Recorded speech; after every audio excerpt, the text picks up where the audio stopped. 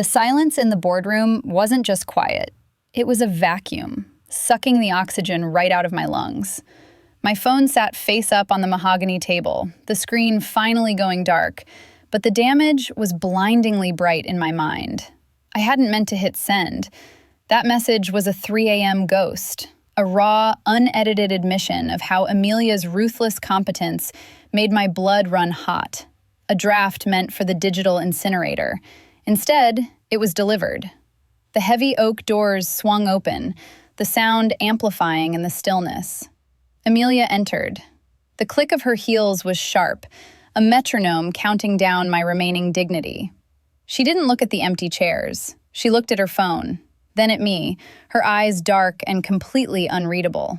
She turned, locked the door with a definitive metallic snap, and stepped closer, the corner of her mouth lifting. Negotiation starts now. The glass walls of the conference room usually offered a view of the city skyline, a testament to how high we'd climbed. Now, they felt like the sides of a terrarium. I was the specimen, and she was the one tapping on the glass. My legal counsel, a man who usually argued over semicolons, looked at Amelia and then at me, sensing the sudden, violent shift in atmospheric pressure. Amelia didn't speak to him. She simply raised her hand, a single elegant gesture of dismissal that brooked no argument. It was a display of total dominance that had nothing to do with org charts.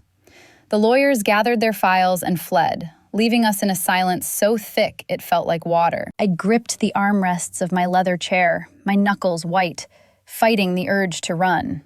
I was Nora Vance. I built this company from a liquidation sale into a titan. I didn't panic. But then she placed her phone on the table. It slid across the lacquered wood with a soft hiss, stopping perfectly centered between us. The confession lay there like a loaded gun. Every instinct I had screamed at me to grab the phone, to delete the evidence, but I was paralyzed. The notification light on her device blinked again, a mocking pulse. It wasn't just embarrassment. It was a complete structural failure of the persona I'd curated for a decade. I was supposed to be the ice queen, the unreachable strategist. But that text? It was desperate. It was raw. It was the kind of thing you whisper in the dark, not broadcast to your biggest rival. I waited for her to read it aloud, to mock the vulnerability I'd hidden behind tailored suits and ironclad contracts. She didn't. She walked to the whiteboard, uncapped a marker, and drew a red line through my projected revenue for Q3. "Your valuation is optimistic," she said, her back to me. Her voice was calm, professional, which made it infinitely worse. "You're factoring in loyalty from the legacy partners. You think they'll stay because they like you." She turned then, the marker cap clicking shut. "They won't. They smell blood." I tried to summon my CEO voice, the one that cowed shareholders. "Loyalty is an asset, Amelia, not a liability. It's a blind spot."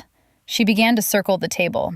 The room was large, designed for 20 people, but she made it feel intimate, claustrophobic. I could smell her perfume now, a complex layer of amber, sandalwood, and something cool and metallic. It wasn't a soft scent. It was a statement. It was the scent of the woman who had decimated my supply chain last year just to prove a point. "You operate on the assumption that people play fair," she continued, moving behind my chair. I went rigid. The heat radiating from her body was palpable, a stark contrast to the air-conditioned chill of the office. "But you sent me that text because you know I don't." The air left my lungs. She leaned down, her hands gripping the back of my chair, trapping me without ever touching my skin. "You wrote that you hate how good I am at tearing things apart," she whispered, her breath ghosting over my ear. "You wrote that it keeps you up at night, that my ambition feels like a physical weight on your chest. You admitted that you watch my press conferences with the sound off just to study the way I move." "It was a draft," I managed, my voice sounding thin, foreign. "A momentary lapse in judgment." "It was the most honest thing you've ever produced," she countered, her voice dropping lower, vibrating against my spine. She walked around to the side, leaning against the table, looming over me. "You think your weakness is the market volatility, Nora. You think it's the regulatory oversight, but we both know it's me. She reached out and tapped the file in front of me, the merger proposal I had spent months perfecting. So, here is the new reality. The merger happens, but not on these terms. We do it on mine. Or I walk out that door and everyone sees the cracks in your armor. She smiled, a sharp, dangerous expression that made my stomach flip. You wanted someone to take control? Fine. I'm taking it. My car is downstairs, I said, reaching for my phone. Amelia shook her head. We take mine. It's neutral ground. It certainly wasn't neutral. I knew that the moment the heavy door of her sedan thudded shut. The interior was a capsule of aggressive luxury, black leather that smelled of conditioning oil and the sharp tang of her perfume. The window tint was absolute, turning the city afternoon into a muted twilight. We were moving, but the world outside felt irrelevant. The only reality was the woman sitting 6 inches away. The car merged into traffic with a predatory smoothness. The motion threw us together. Her knee brushed mine. It wasn't a collision. It was a graze, a momentary friction of fine wool against silk. But the sensation traveled up my thigh like a live current, bypassing every logical circuit I had built. I flinched, instinctively pulling my leg back. Amelia didn't move.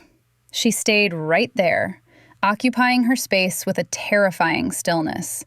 She was typing on her tablet, the blue light illuminating the sharp angle of her jaw. You're jumpy, she observed, not looking up. Her voice was absorbed by the plush cabin. I'm analyzing the risk profile of this detour, I lied, smoothing my skirt. We should be discussing the equity split. We are, she said, turning her head. She tapped the screen.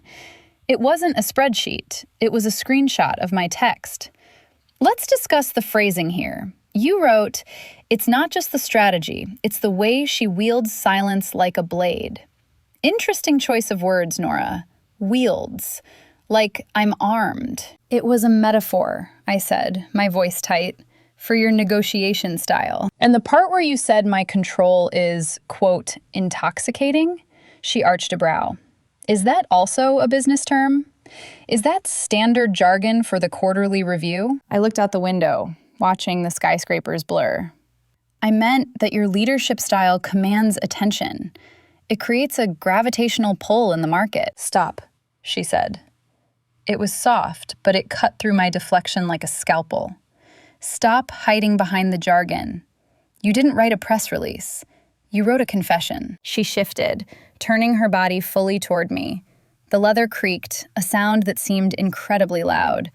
The space between us shrank, charged with static. You treat your emotions like distressed assets, Nora, she said, her voice dropping to a husky whisper. You try to bundle them up, hide the bad debt, and present a clean balance sheet. But I'm doing a hostile takeover. I'm auditing the books. The air left my lungs. She was stripping away the CEO persona layer by layer. You think I haven't done my due diligence on you? She asked, leaning in closer. I know where you went to school. I know you drink your coffee black because you think milk is a sign of weakness. I know you haven't taken a vacation in 4 years because you're terrified that if you stop moving, the silence will be too loud. I stared at her. That's private. It's visible, she countered. If you know where to look. The silence that followed was heavy, but the quality had changed. The suffocating fear was dissolving, replaced by a coil of anticipation tightening low in my stomach. She wasn't mocking me.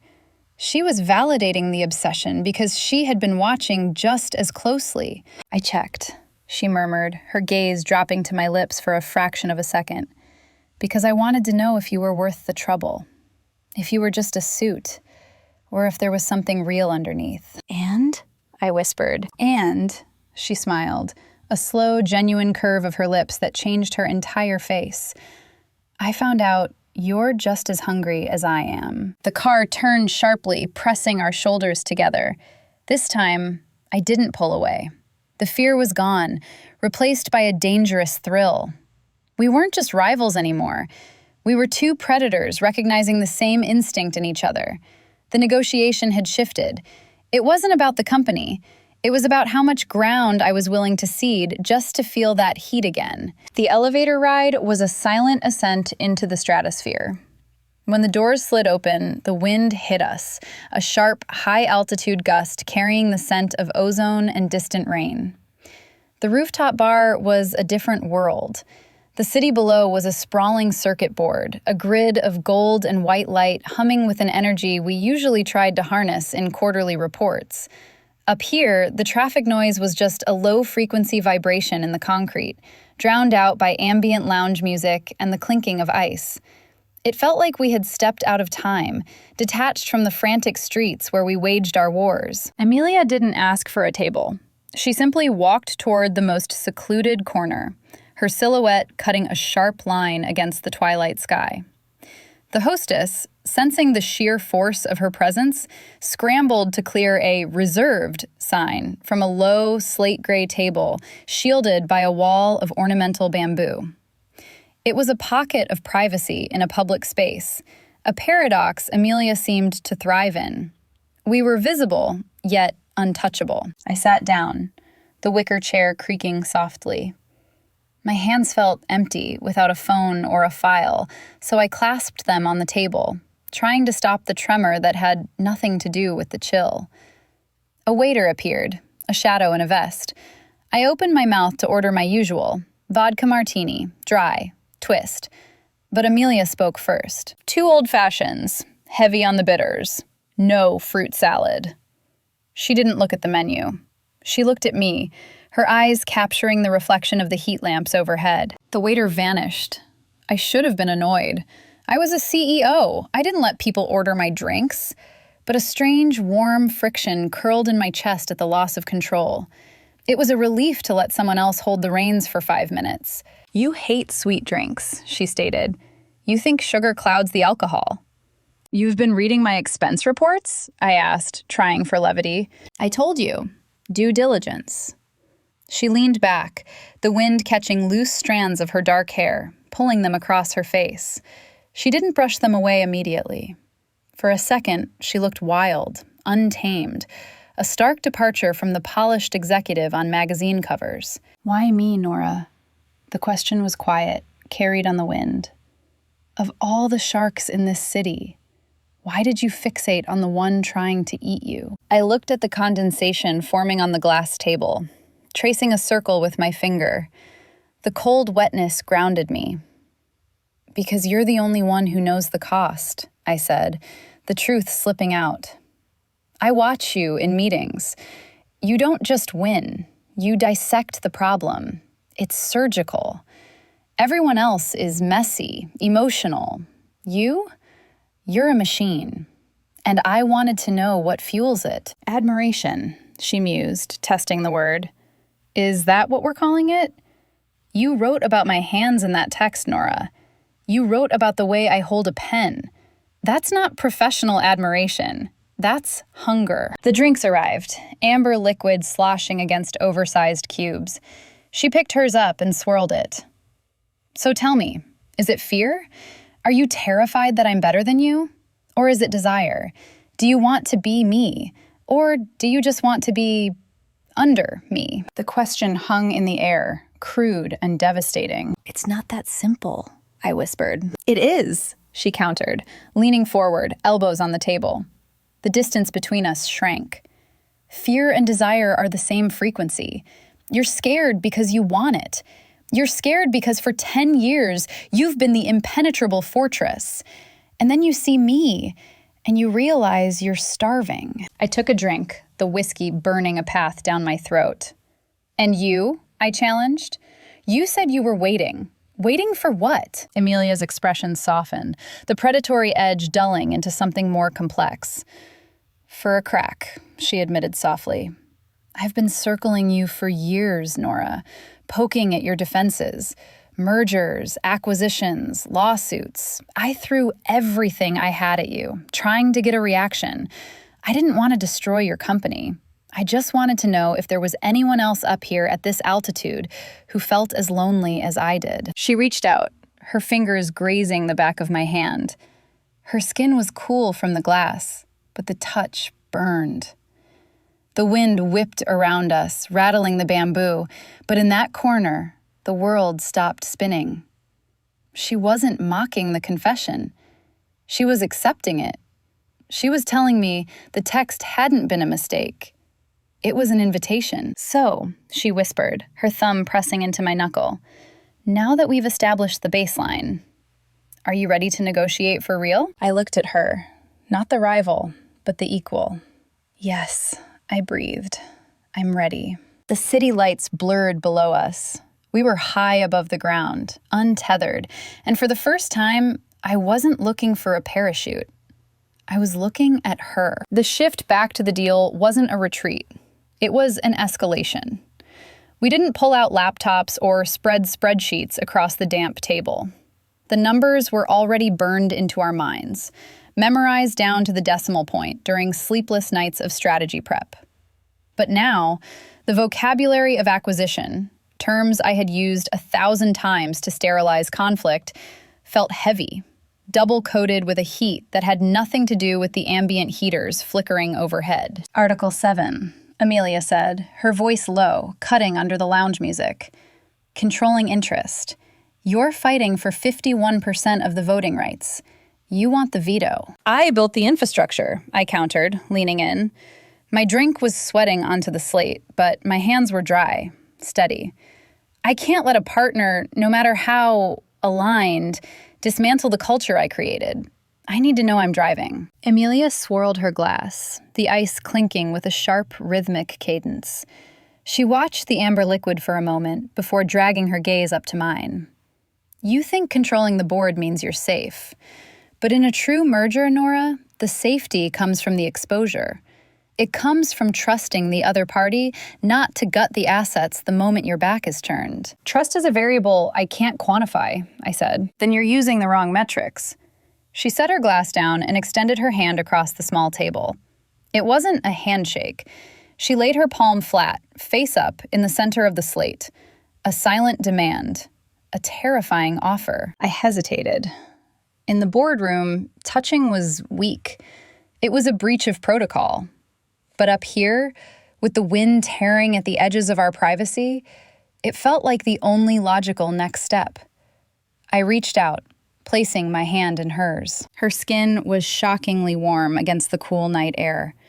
Her fingers curled around mine, not in a crushing grip, but with a firm, possessive pressure that sent a jolt straight up my arm, bypassing my brain and settling heavily in my chest.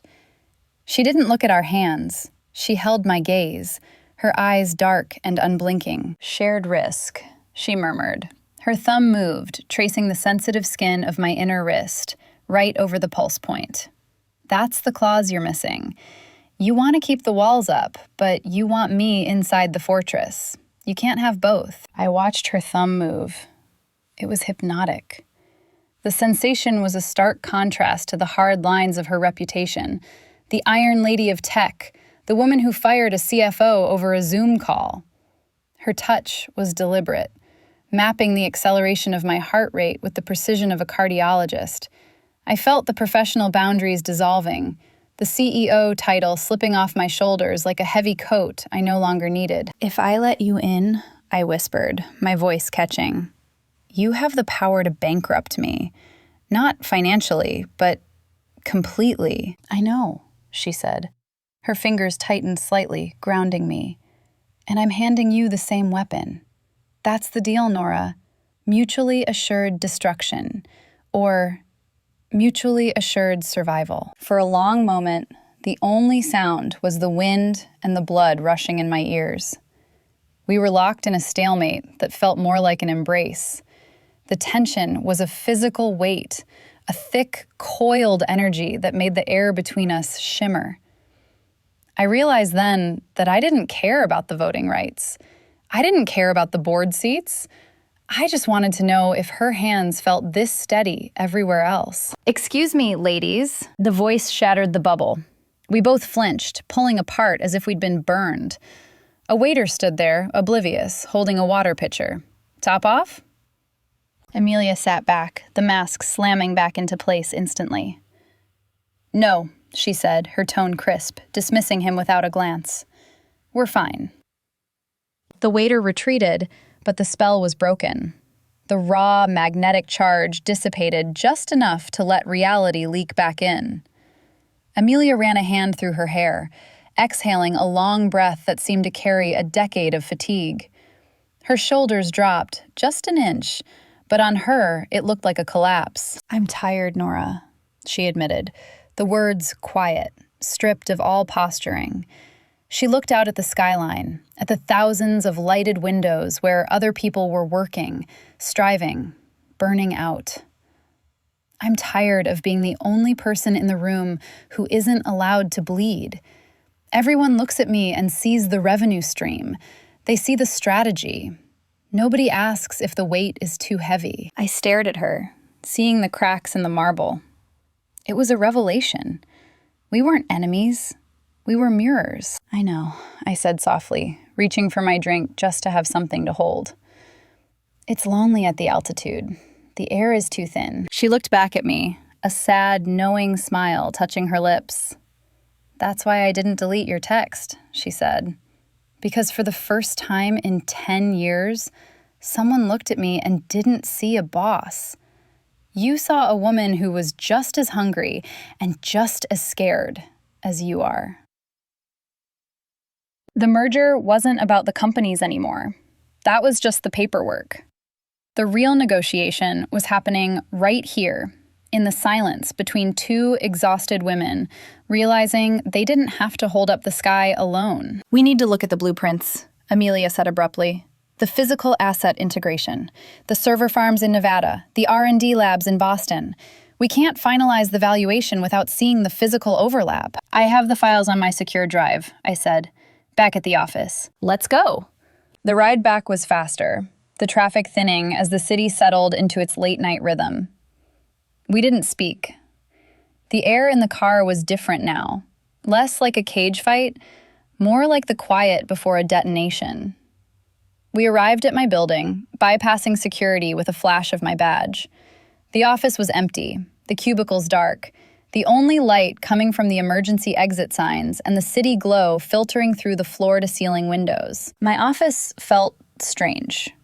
It was the same space I had occupied for years. The Eames chair, the abstract art I bought to impress investors, the expansive desk that served as my command center. But with Amelia standing in the center of it, examining the room with a critical eye, it felt transformed, smaller, more intimate. She was an invasive species in my ecosystem, and I didn't want to root her out. I unlocked my laptop and pulled up the schematics, projecting them onto the smart glass wall. Blue lines and white data points hovered in the air, a ghostly map of our combined empires. "Here," I said, pointing to the overlap in cloud infrastructure. "We have redundancy here. We can cut costs by 30% if we merge the data centers." Amelia moved to stand beside me. We were staring at the glowing map, but our attention was entirely on the 6 inches of space between our shoulders. She wasn't looking at the data centers. She was tracing the line of the fiber optic cables with her finger, her nail tapping lightly against the glass. "Efficiency is one thing," she murmured, "but integration is messy. You're talking about merging two cultures that have spent a decade trying to kill each other." She turned to face me. We were close. Too close for HR compliance. Too close for sanity. The light from the projection cast blue shadows across her face, making her eyes look like deep water. "Are you sure your people can handle my management style?" she asked. "I don't ask nicely, Nora." "My people are resilient," I said, my voice steady despite the hammering in my chest. "They respect competence." "And you?" She took a step forward. I backed up instinctively, my hips hitting the edge of my desk. Trapped. "Do you respect it? Or is this just a game to get a better valuation? Did you send that text to throw me off balance? To soften me up so you could get the controlling interest?" The accusation hung there, sharp and cynical. It was a valid question in our world.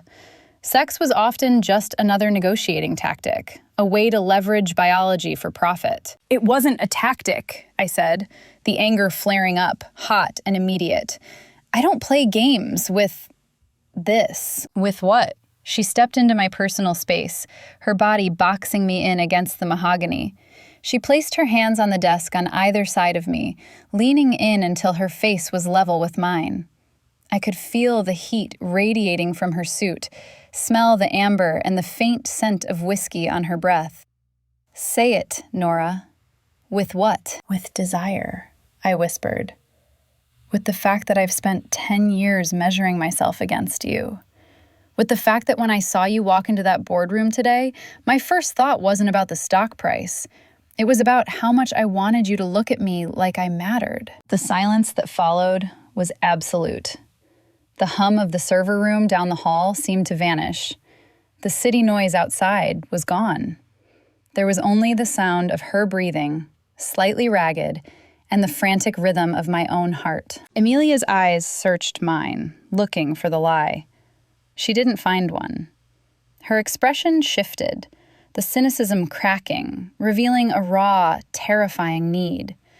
She lifted a hand, her fingers hovering near my face, then lightly brushed a stray hair from my temple. "I'm not going to make this easy for you," she murmured, her voice dropping to a husky register that made my knees weak.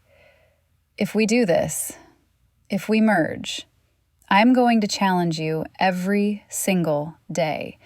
I'm going to push you until you break or until you become something stronger. I don't want a subordinate, Nora.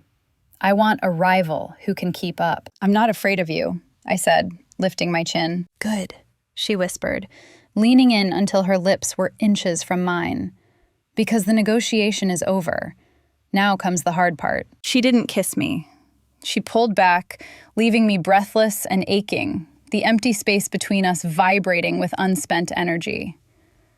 The blueprints on the wall flickered, a reminder that the world was still turning, even if mine had just stopped. The vibration of my phone against the mahogany wasn't a text. It was a tremor that shattered the atmosphere. The screen lit up with a crimson notification banner, the color of emergency. I didn't have to look at Amelia to know the intimacy of the last 30 seconds had just been incinerated. I picked up the device, my eyes scanning the alert from my general counsel. "Leak," I said, my voice stripping instantly of the huskiness that had been there a moment ago. "Bloomberg just ran a ticker.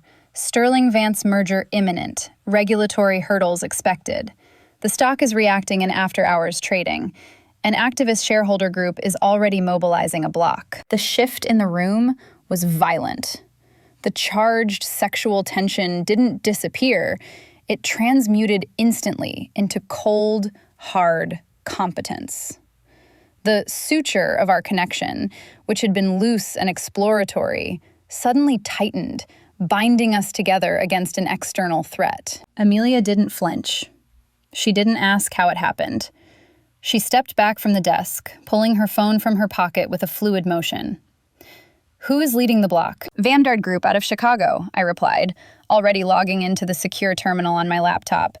"They're citing antitrust concerns. They want a temporary injunction to halt the signing." "Get me the bylaws," Amelia commanded. She wasn't asking. She was already dialing her chief legal officer, her voice dropping into a register that was pure steel. "Cancel the dinner. Wake up the team.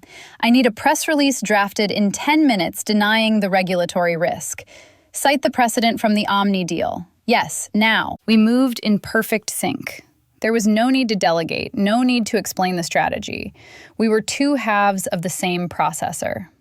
I pulled the shareholder register, highlighting the swing votes we needed to counter the Vanguard move. Amelia paced the length of the office, phone pressed to her ear, dismantling the legal argument against us before the opposition had even filed the paperwork. It was a dance we both knew the steps to, but I had never danced with a partner who didn't need me to lead. Usually, in a crisis, I was the one carrying the weight, dragging my team across the finish line. Tonight, I was running alongside someone who was faster than me. I watched her as I typed, my fingers flying across the keyboard. Amelia was a conductor of chaos. She stood by the window looking out at the city, her reflection superimposed over the lights. She was calm, lethal, and incredibly attractive. The way she gestured with her free hand, sharp, decisive chops that emphasized her commands, made my breath catch. This wasn't the performative strength of a boardroom presentation. This was the raw utility of power. "They're backing down," she said 5 minutes later, ending the call without a goodbye. She turned to me. "My team found a conflict of interest in the lead plaintiff's portfolio. We threatened to expose it. The injunction is dead." I exhaled, the sound loud in the sudden silence. "I just secured the swing votes. We have 52% confirmed.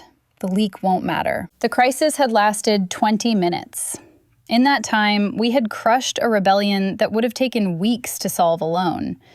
The adrenaline was still high, coursing through my veins like caffeine, but the panic was gone. Amelia walked back toward the desk.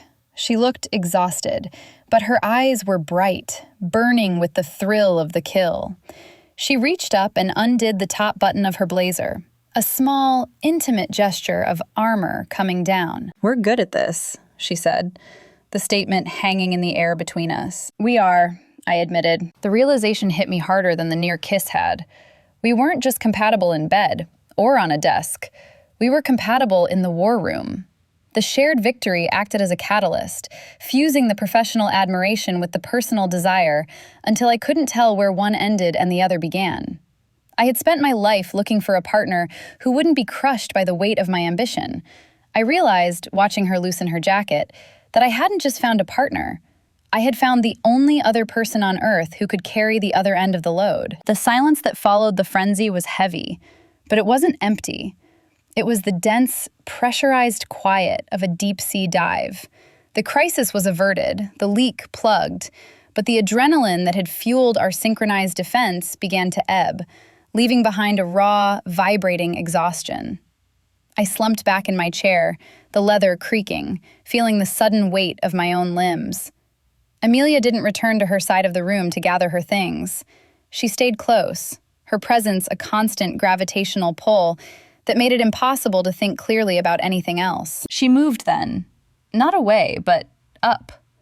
She hopped onto the edge of my mahogany desk, her heels hooking onto the lip of the wood, effectively claiming the high ground.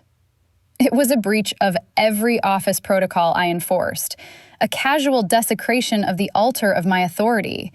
And God, it was effective. She looked down at me, her dark eyes stripping away the last remnants of my professional veneer. "We have a problem, Nora," she said. Her voice was soft, devoid of the sharp edges she used for lawyers, but the seriousness in it made my stomach clench.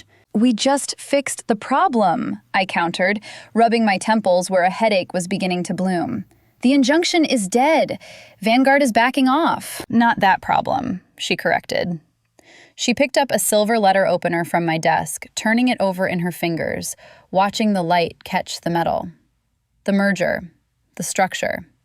We've been dancing around the org chart because neither of us wants to say it out loud." She stopped playing with the blade and pinned me with her gaze. "The FTC won't approve a co-CEO structure for a conglomerate this size. The board won't ratify it. They want a single point of accountability. One head to wear the crown. One neck to put in the noose." The air left the room. I knew this. Of course I knew this. It was the variable I had been aggressively ignoring, burying it under revenue projections and synergy estimates. "One of us has to step down," I whispered. The words tasted like ash. "Step back," she corrected, though the distinction felt semantic. One CEO, one president, one public face, one operational lead. She didn't say, "It should be me." She didn't say, "You're not ready." She just laid the ultimatum on the desk between us like a dead bird and waited to see what I would do with it. This was the kill shot. This was the moment where the rivalry usually ended in blood. My ambition reared up, a cornered animal. I was Nora Vance. I was the CEO. That title wasn't just a job description. It was my skeletal structure. It was the thing that held me upright when everything else fell apart. I had sacrificed marriages, friendships, and sleep for that title. I had missed my sister's wedding to close the Series B. I had spent my 30s in airports and boardrooms, building a fortress of equity so high that no one could ever touch me again. If I gave it up, who was I? Just a woman in a nice suit? Just another executive who couldn't quite hold the summit? I looked at Amelia. She wasn't gloating. She wasn't pushing. She was watching me with an expression of intense, terrifying patience. She knew exactly what she was asking. She knew the cost, because she had paid it too. She was asking me to dismantle the identity I had constructed to survive in a world that wanted to eat us alive. "You're not asking for the job," I said, my voice trembling slightly. "I don't need to ask," she replied simply. "I'm willing to take it. But I'm also willing to let you have it, if that's what you need." If that's what you need? The phrase hung there. Did I need it? Or did I use it? I looked around the office, the awards on the shelf, the view of the city I had conquered. For years, this office had been my sanctuary and my cell. The title was a shield. It kept people at a distance. It justified the loneliness. I'm not alone. I'm just busy. I'm not unlovable. I'm just the CEO. But looking at Amelia, seeing the way the light softened the sharp angles of her face, I realized the shield was heavy. It was suffocating. And for the first time in my life, I was sitting across from someone who didn't need me to be the CEO to respect me. She had seen the panic, the desire, the raw, unedited mess of me, and she hadn't flinched. The fear spiked, hot and sharp.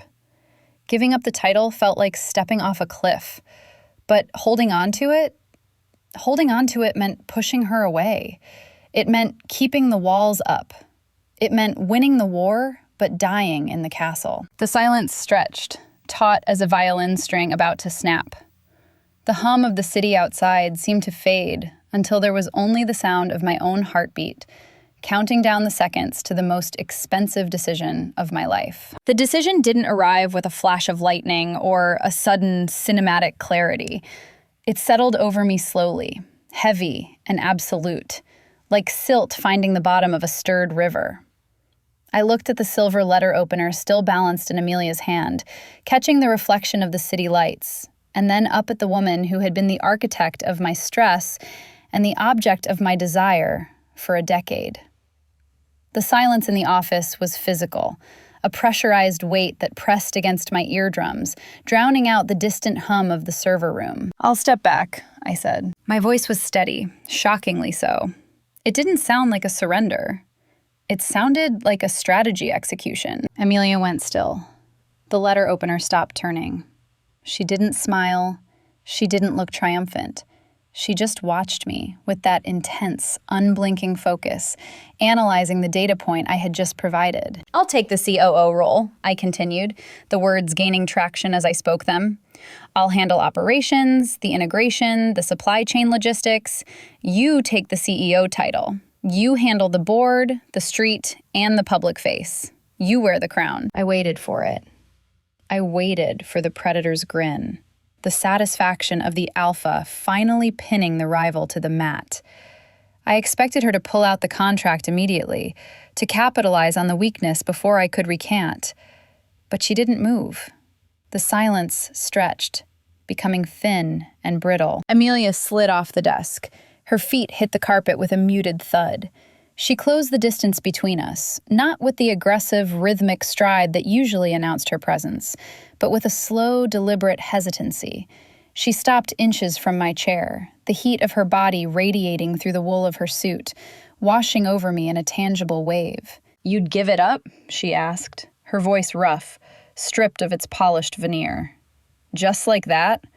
The title you bled for?" "For the deal," I lied, trying to hold on to a shred of professional leverage. "Don't," she whispered.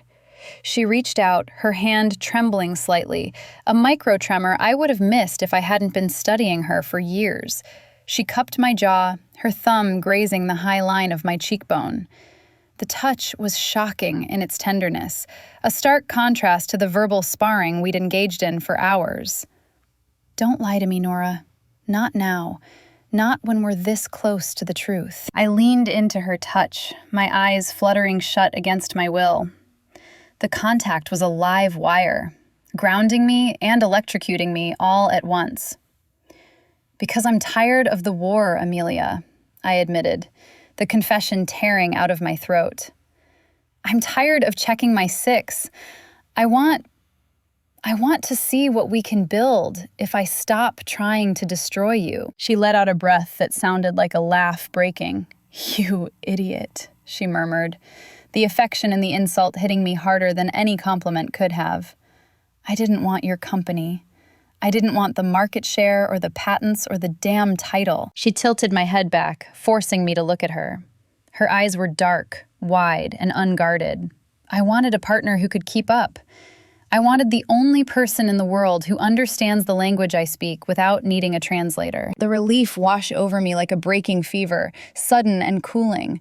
The armor I had welded to my skin, the ego, the title, the defensive posturing, clattered to the floor.